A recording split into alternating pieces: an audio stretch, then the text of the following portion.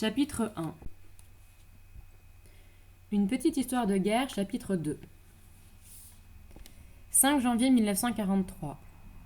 Jack Dalton, école Abraham Lincoln, classe de 7e, New York, États-Unis, cours de rédaction. Sujet de la semaine, les pères et les amis. Mon père est mort à Bataan en mars ou avril 1942. Personne ne le sait.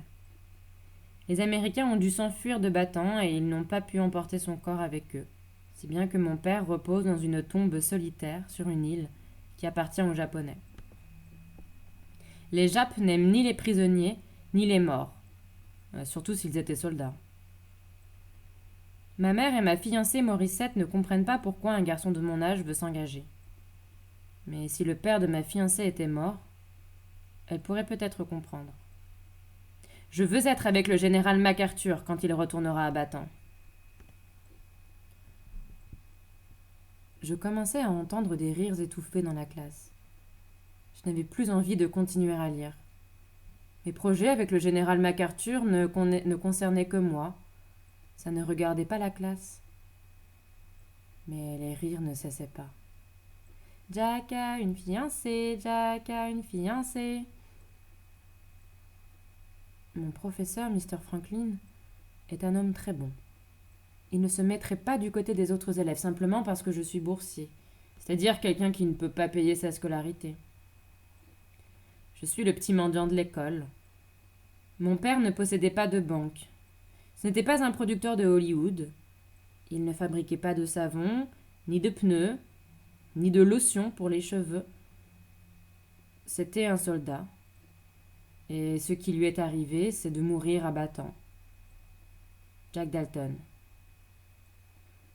Et moi, je suis Jack Junior. Arrêtez de faire les clowns, a dit Mr. Franklin. C'est quoi une fiancée a demandé Arturo Fink, qui est, lui, fils de producteur. Arturo est grand et gros. Il habite une superbe maison avec 5 domestiques, sur la 76e rue. Morissette devenait rouge comme une tomate.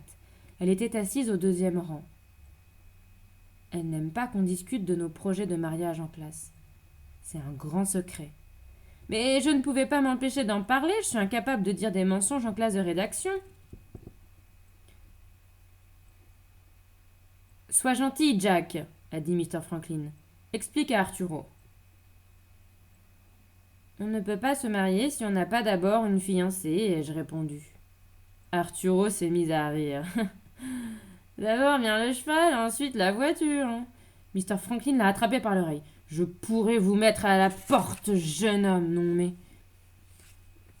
Non, vous ne le pourriez pas, a dit Arturo. Mon père fait partie du comité de direction de l'école. Il fait des dons. C'est lui qui a acheté toute la bibliothèque. On en arrive toujours à ça. Le père d'Arturo, Mr. Franklin, a lâché son oreille.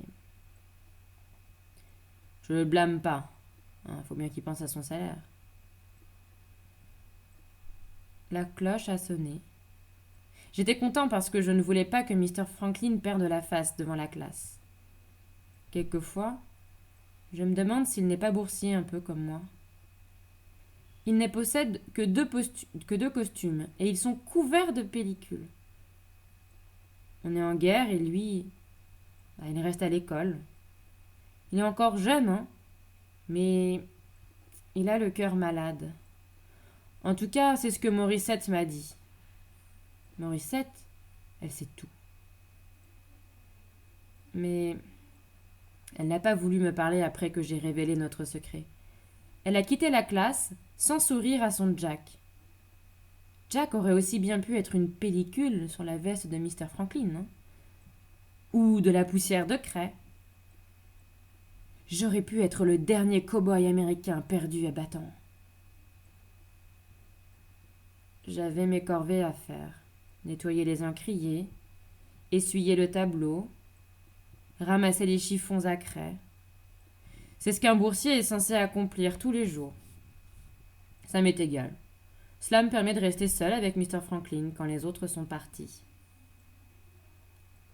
Je me demandais comment allait son cœur. J'avais confiance en Mr. Franklin.